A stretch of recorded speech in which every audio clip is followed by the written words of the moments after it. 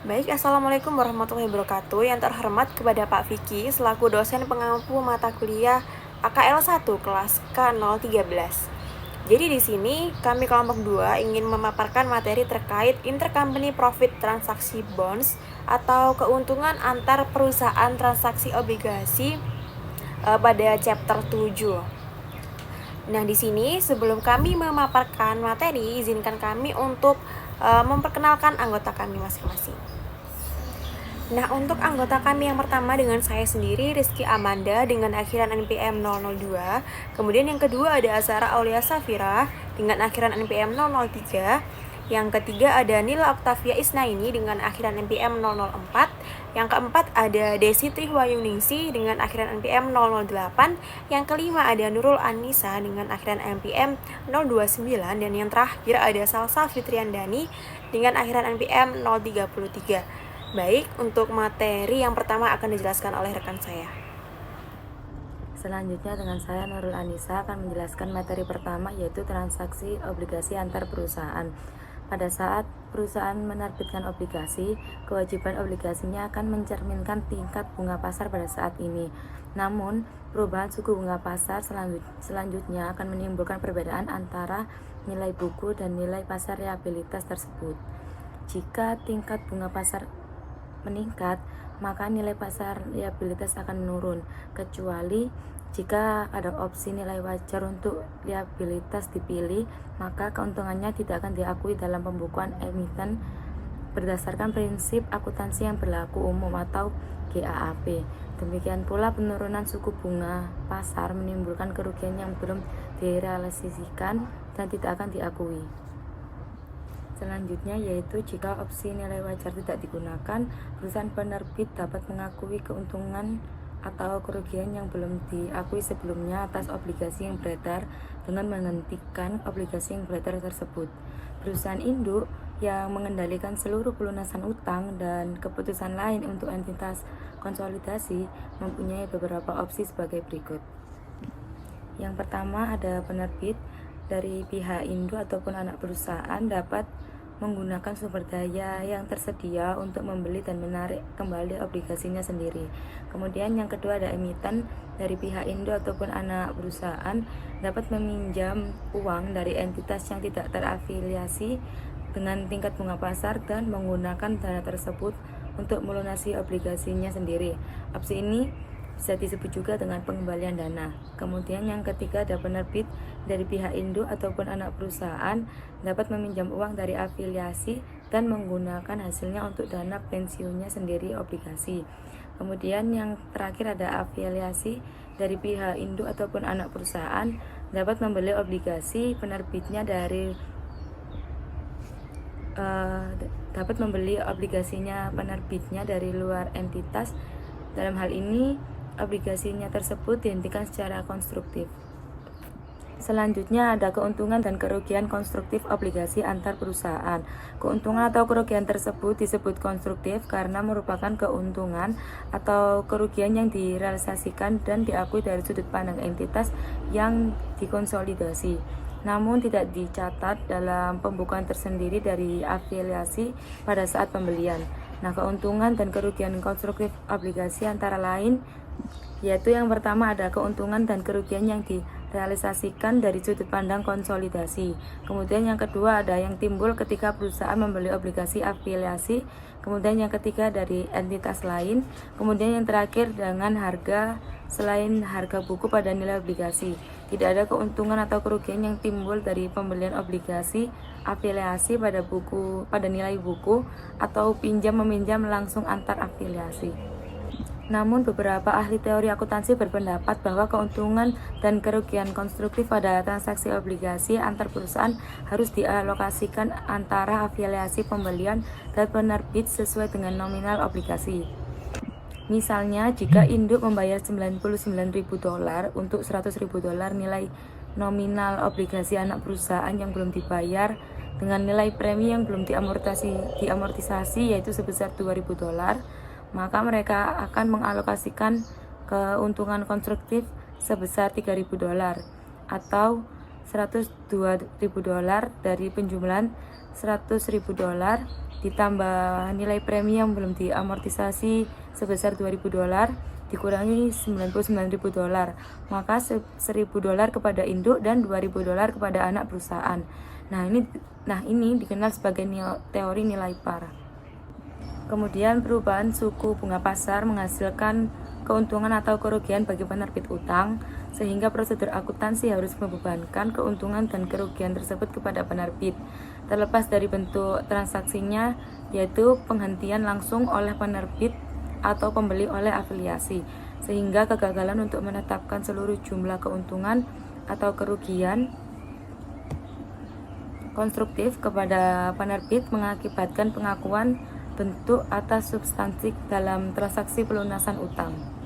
Kemudian untuk mengilustrasikannya, yaitu bahwa anak perusahaan membeli obligasi induk, perusahaan induk adalah penerbit obligasi dan membebankan keuntungan atau kerugian konstruktif kepada induk. Kemudian pada ilustrasi yang kedua, perusahaan induk membeli obligasi yang diterbitkan oleh anak perusahaan dan kami membebankan keuntungan atau kerugian konstruktif kepada anak perusahaan tersebut. Selanjutnya ada akuisisi anak perusahaan atas obligasi induk. Jadi, akuisisi anak perusahaan atas obligasi induk terjadi ketika anak perusahaan membeli atau memperoleh obligasi yang diterbitkan oleh perusahaan induknya. Seperti contoh berikut, Sun Corporation adalah afiliasi Pop Corporation yang 80% sahamnya dimiliki. Dan Pop menerbitkan obligasi senilai 2 juta dengan bunga nominal 10%. Berjangka waktu 10 tahun dengan nilai nominal kepada publik pada tanggal 30 Desember 2015.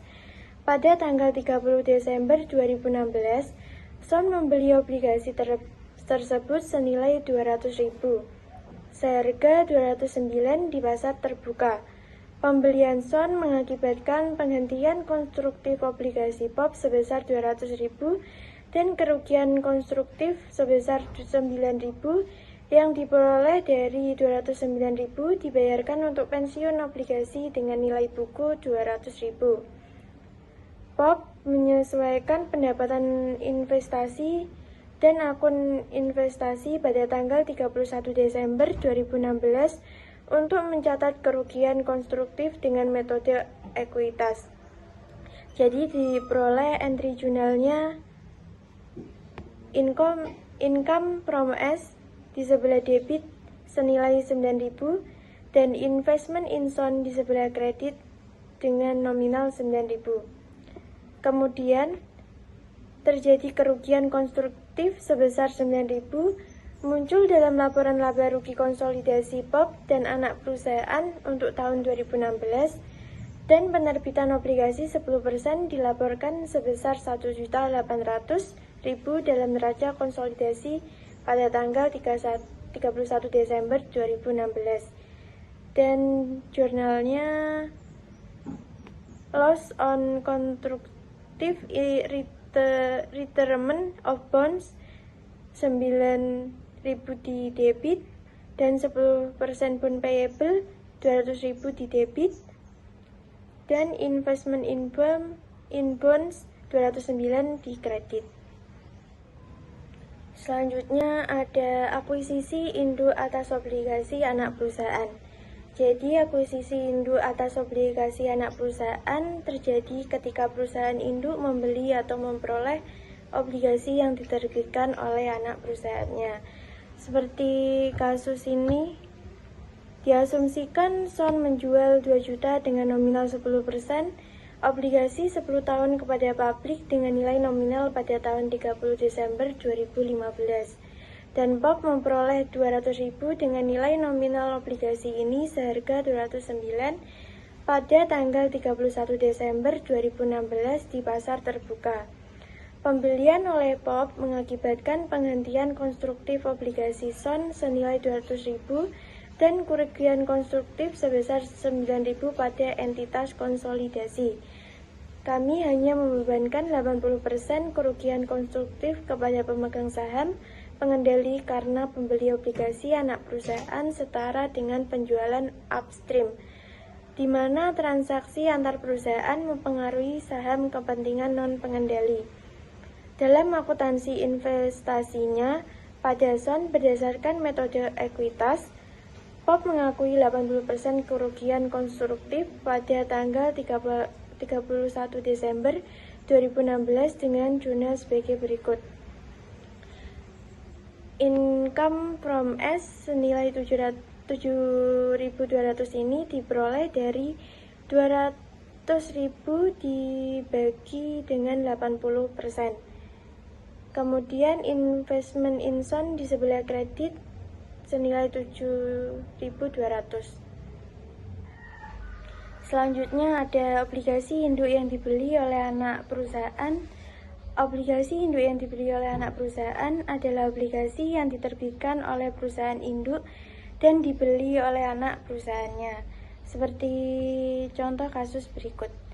PAM mempunyai obligasi senilai 10 juta dengan nominal 10% yang beredar dengan premi yang belum diamortisasi sebesar 100.000 pada tanggal 2 Januari 2017. Saat itu, Sun membeli obligasi dengan nominal 1 juta seharga 950.000 dari broker investasi. Pembelian tersebut menghasilkan penarikan konstruktif sebesar 10% obligasi PAM dan keuntungan konstruktif sebesar 60.000 dihitung sebagai berikut. Jadi book value of bond purchase ini diperoleh dari 10% dikali 10 juta par ditambah 100.000 premium. Jadi hasilnya 1.010.000. Kemudian dikurangi purchase price senilai 950. Jadi total konstruktif gain on bond retirement-nya adalah 60. Nah, baik, di sini ada metode ekuitas. Jadi, jika kita menyiapkan laporan keuangan konsolidasi, segera setelah penghentian konstruktif, entry kertas kerja untuk menghilangkan saldo investasi dan kewajiban obligasi antar perusahaan-perusahaan yang mencakup keuntungan 60.000 sebagai berikut.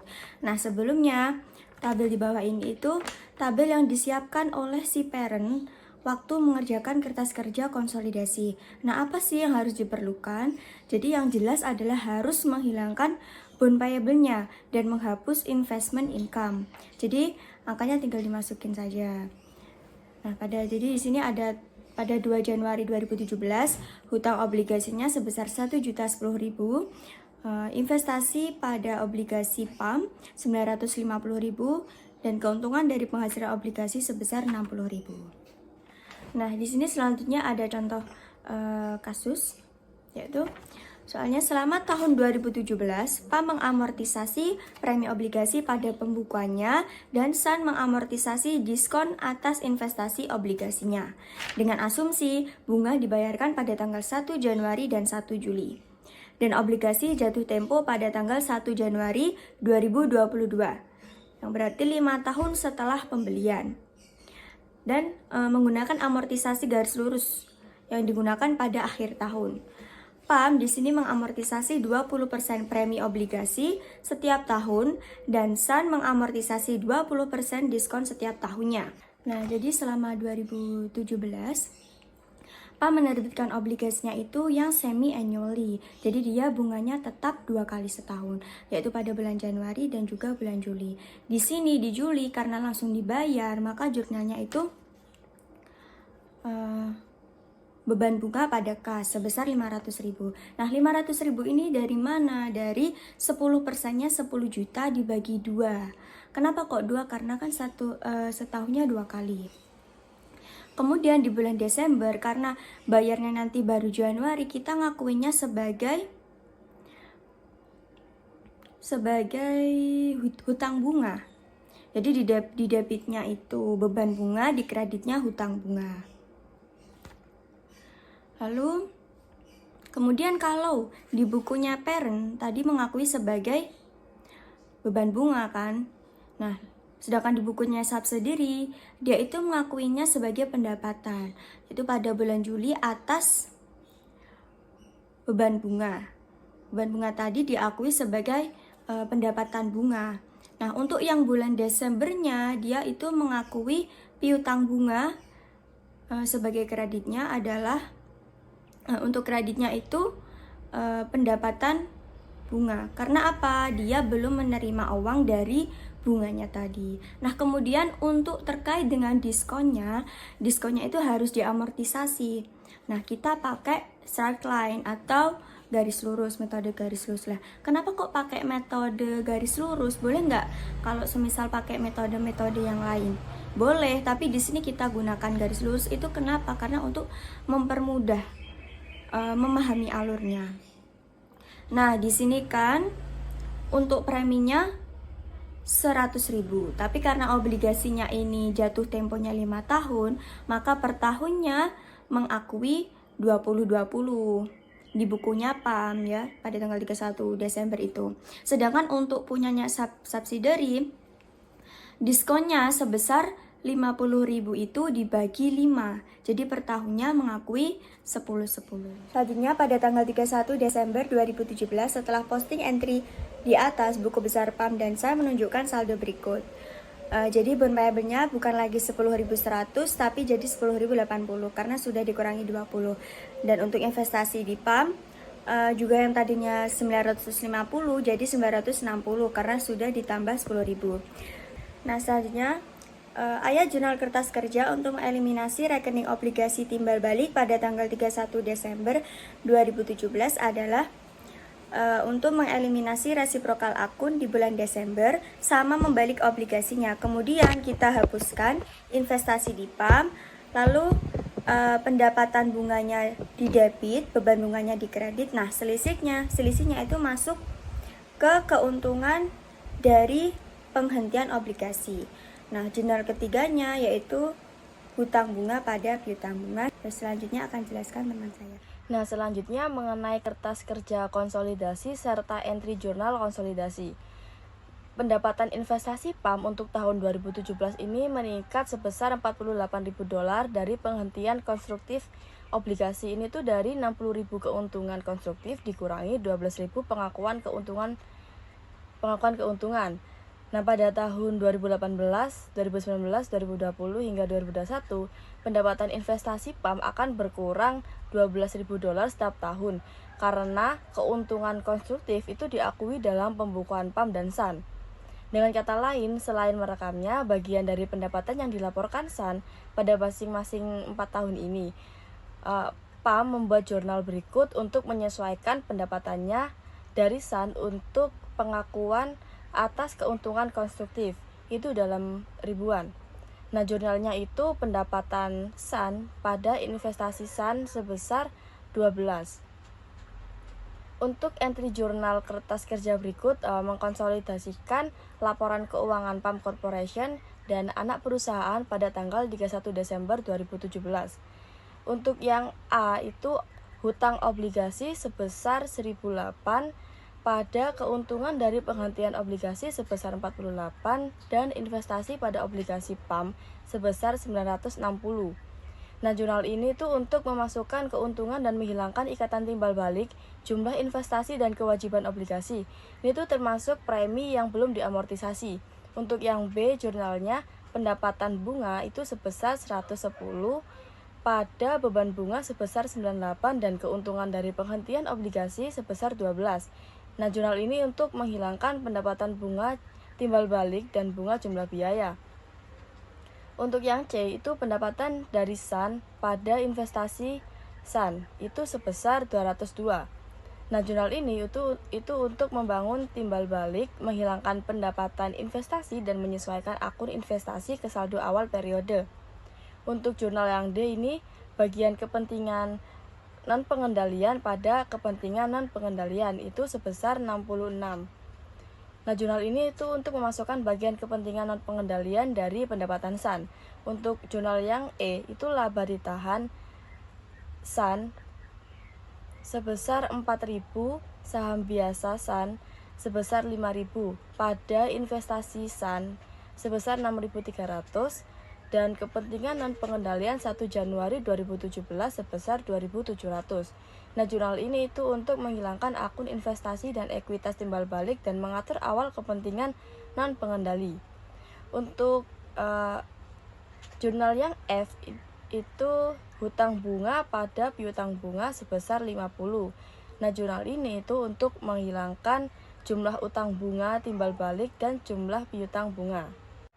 Nah, setelah mengantri jurnal, lalu jurnal tersebut itu dimasukkan ke kertas kerja konsolidasi di bagian penyesuaian dan eliminasi. Nah, selanjutnya itu pengaruhnya terhadap laporan konsolidasi pada tahun-tahun berikutnya. Pada tahun-tahun berikutnya hingga jatuh tempo obligasi, PAM dan SAN itu terus mencatat obligasi tersebut pada pembukuan terpisah, melaporkan beban bunga PAM sebesar $98.000 dan pendapatan bunga SAN sebesar $110.000.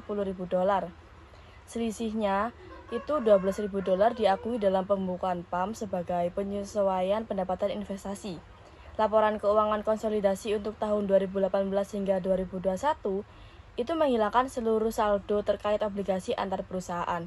Nah, ini ada jurnal penyesuaian dan eliminasi dalam kerja konsolidasi pada tanggal 31 Desember 2018 dapat digunakan untuk item yang berkaitan dengan obligasi antar perusahaan. Ini dihitung dalam ribuan.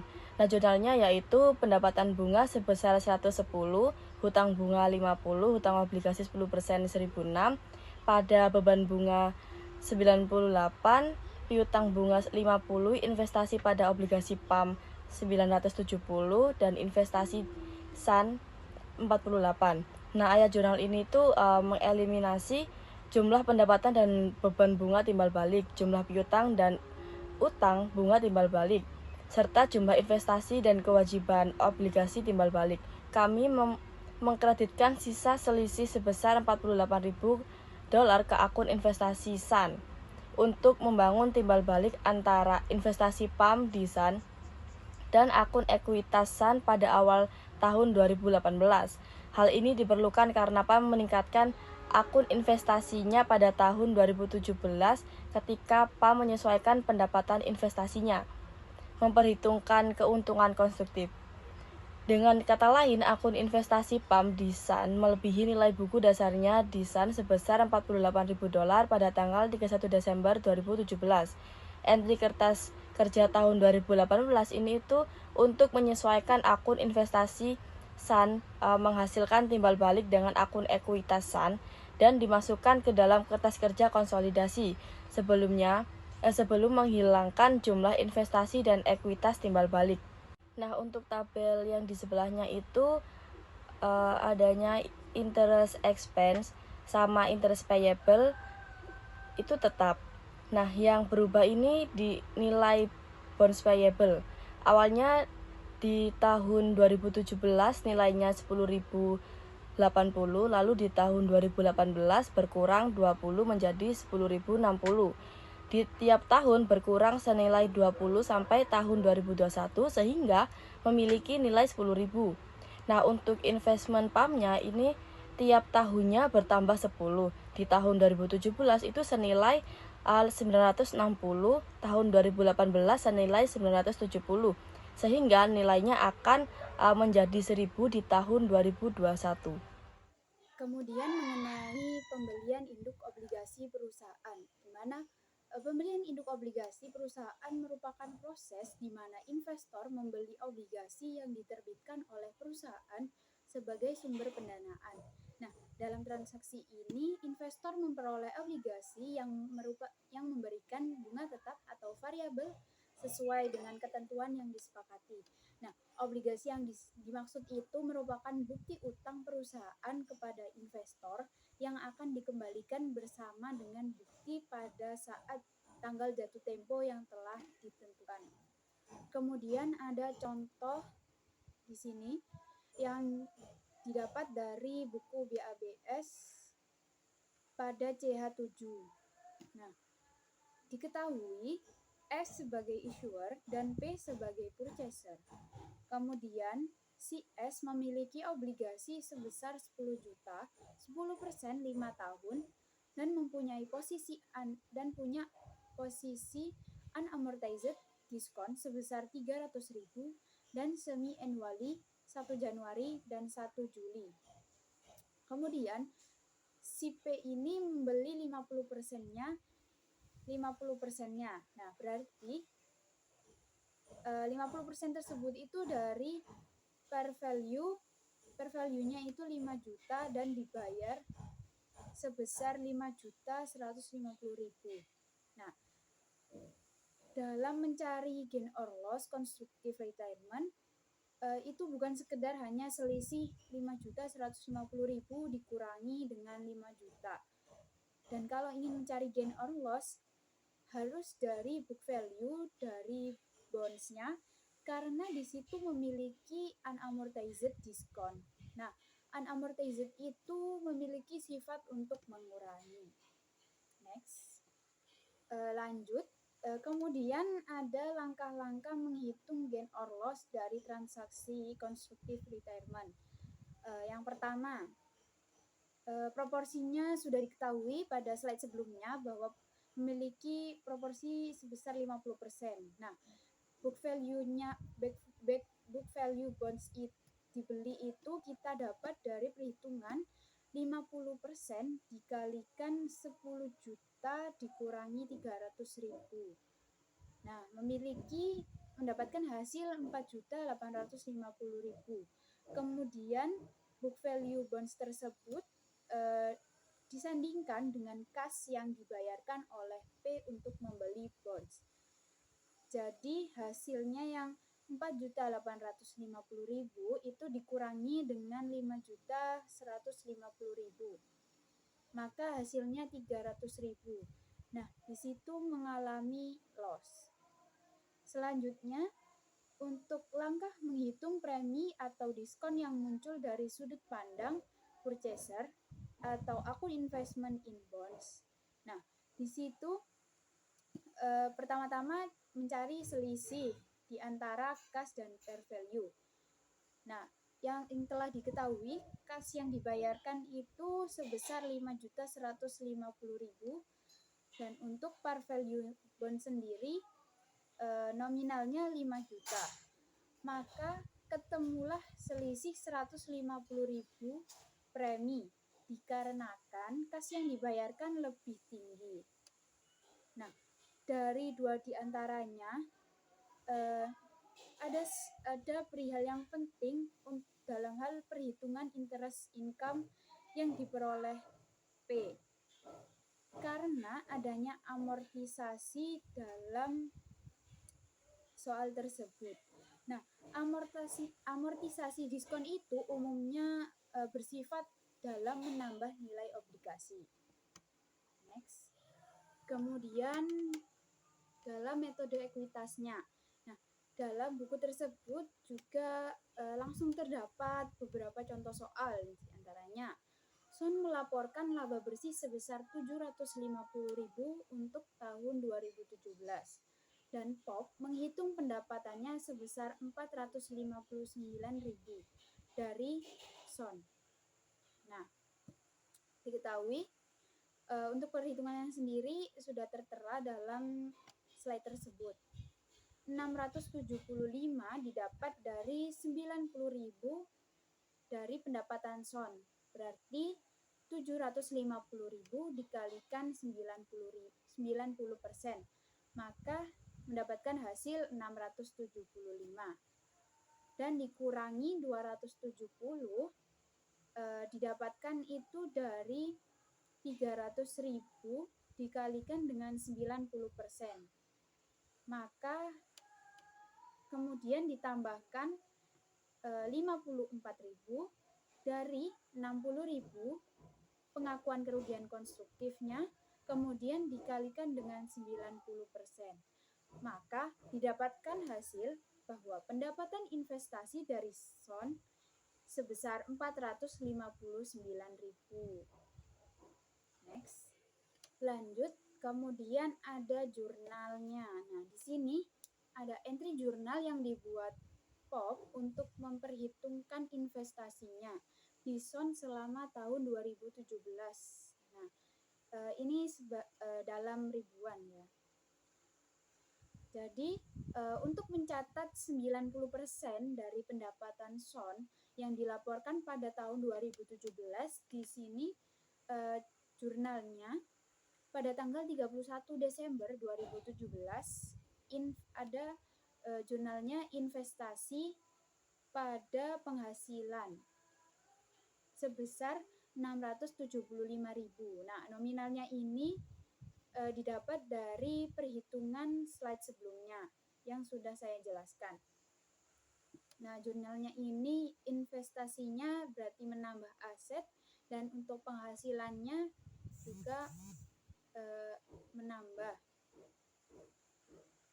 Kemudian jurnal yang kedua itu untuk menyesuaikan pendapatan investasi dari SON sebesar 90% dari kerugian penarikan konstruktif obligasi SON yang terjadi pada 2 Januari 2017 sebesar 270.000.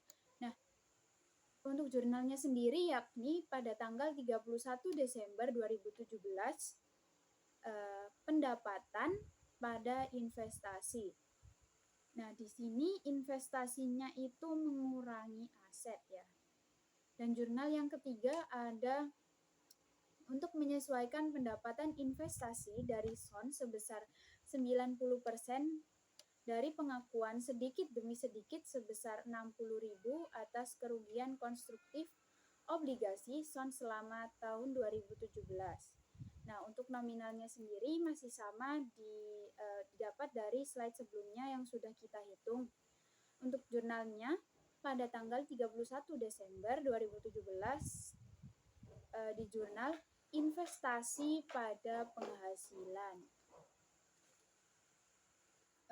Adapun selanjutnya ada contoh soal investasi POP di akun SON pada tanggal 31 Desember 2017 memiliki saldo 10.584.000. Saldo ini sama dengan nilai buku investasi POP di SON pada tanggal 1 Januari 2017 ditambah 459.000 pendapatan investasi dari SON untuk tahun 2017.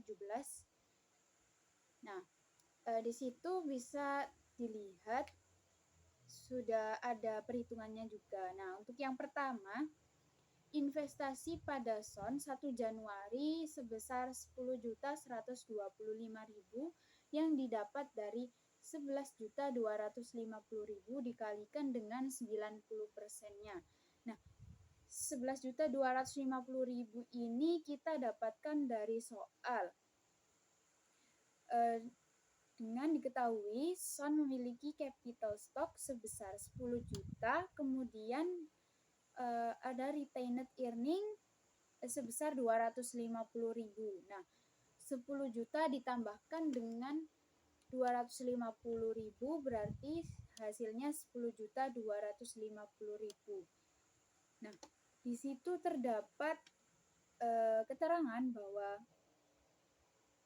interest in SON a number of years at its book value. Nah, number of year-nya itu kita dapat dari laporan konsolidasi yang akan saya munculkan pada slide selanjutnya. Nah, di situ terdapat retained earning yang diketahui itu 1.250. Jadi retained earning yang awalnya seharga 250. Nah, berarti ada kenaikan sebesar 250 yang awalnya jadi 1.000. Nah, number of year-nya itu berarti 1.000. Nah, 1 juta kalau dalam ribuan berarti 1.000 ya. Nah, itu tadi 10.250.000 ditambahkan dengan 1 juta. Nah, didapatkan hasil sebesar 11.250.000. Nah, investasinya itu didapat dari tersebut. Lalu dikalikan 90%, maka hasilnya 10.125. Kemudian ada penghasilan dari putra sebesar 459.000 yang tertera pada soal. Lalu untuk hasil akhirnya investasi pada anak di 31 Desember sebesar 10.584 yang didapatkan dari tambahan antara investasi dan penghasilan dari putra. Nah, dari perhitungan-perhitungan yang sebelumnya, pada akhirnya didapatkan kertas kerja konsolidasi. Nah, di sini sudah ada kertas kerja konsolidasi untuk tahun yang berakhir 31 Desember 2017. Nah, di sini sudah diketahui ada laporan laba rugi yang dalam catatan konsolidasi pernyataannya ada 40.000, kemudian laba ditahannya 13.000 dan didapatkan hasil dari konsolidasi pernyataannya sejumlah 59.046.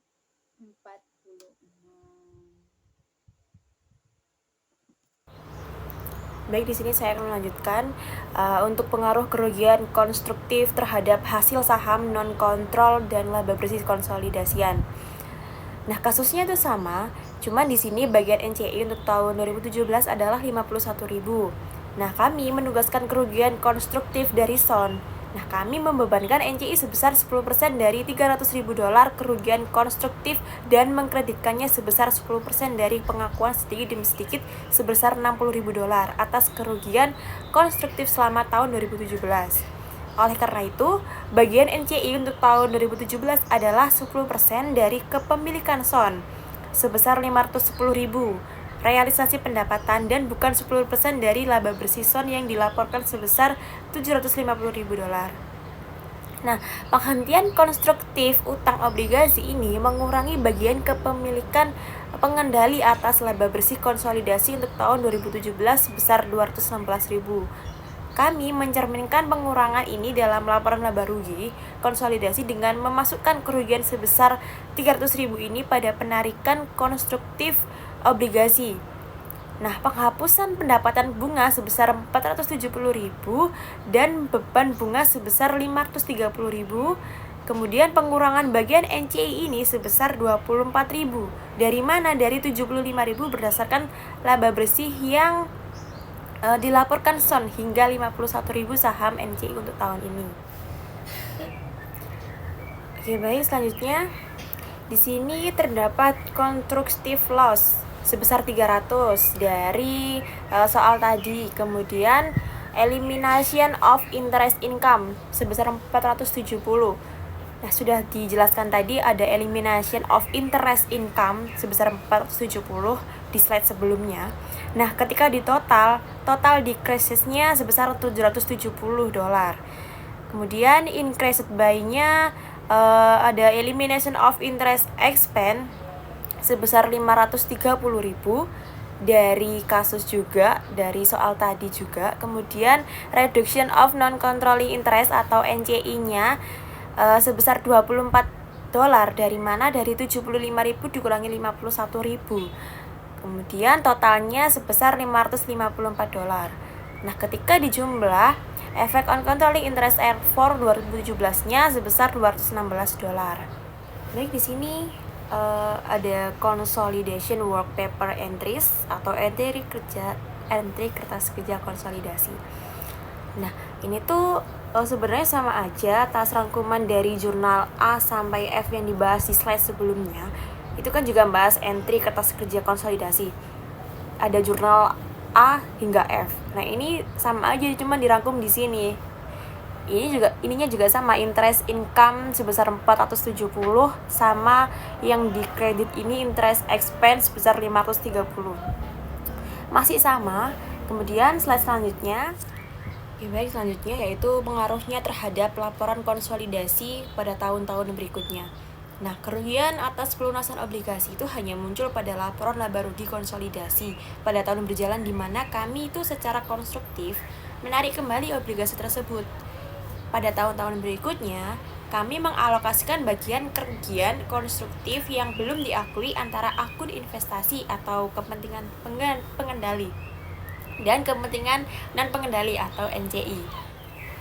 Jadi misalnya entry gabungan kertas kerja untuk mengeliminasi investigasi obligasi dan utang obligasi serta jumlah pendapatan bunga dan beban bunga pada tanggal 30 Desember 2018 ini sebagai berikut.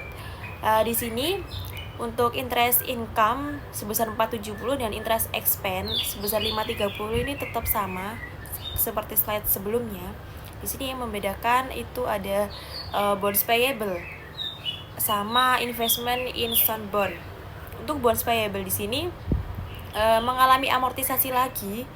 Nah, yang awalnya itu 4.850 itu kini pada tahun 2017 itu menjadi sebesar 4.880 karena ada penambahan amortisasi diskon sebesar 30 di slide-slide sebelumnya. Nah, ketika udah penambahan jadi 4850 ini ditambah 30 jadi 4880. Nah, kemudian ada penambahan lagi 30. Maka dari itu menjadi 4.910. Nah, ini untuk investment in sound bond-nya kenapa kok 5.090? Nah, ini kan yang awalnya tadi kan sebesar 5.150. Kemudian mengalami amortisasi premi sebesar 5.120. Sehingga 5.120 ini dikurangi 30 menjadi 5.090. Nah, untuk NCI-nya ini sebesar 24. Dari mana? Dari 30 dikurangi dengan 6. 30 ini tadi dari perhitungan constructive loss atau kerugian konstruktifnya. Ini kan 300.000 dikali dengan 90%. Nah, hasilnya kan 270. Nah, selisihnya kan 30 kan. Kemudian yang 6 ini dari mana? 6 ini dari yang perhitungan recognition of constructive loss sebesar 60.000 dikalikan dengan 90%. Hasilnya kan 54. Nah, selisih dari 60 sama 54 ini yaitu 6. Jadi 30 dikurangi 6 jadinya 24.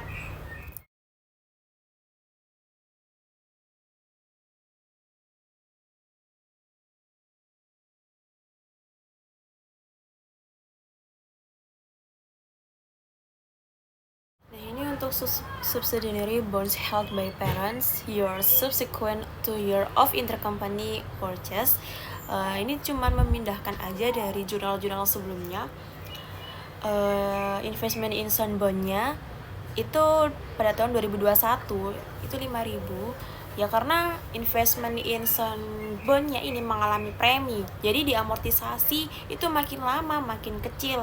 Jadi balik lagi jadi 5.000 sesuai dengan nilai parnya tadi. Sama seperti kayak bonds payable, makin lama makin besar. Jadi balik lagi nilai parnya itu menjadi 10.000.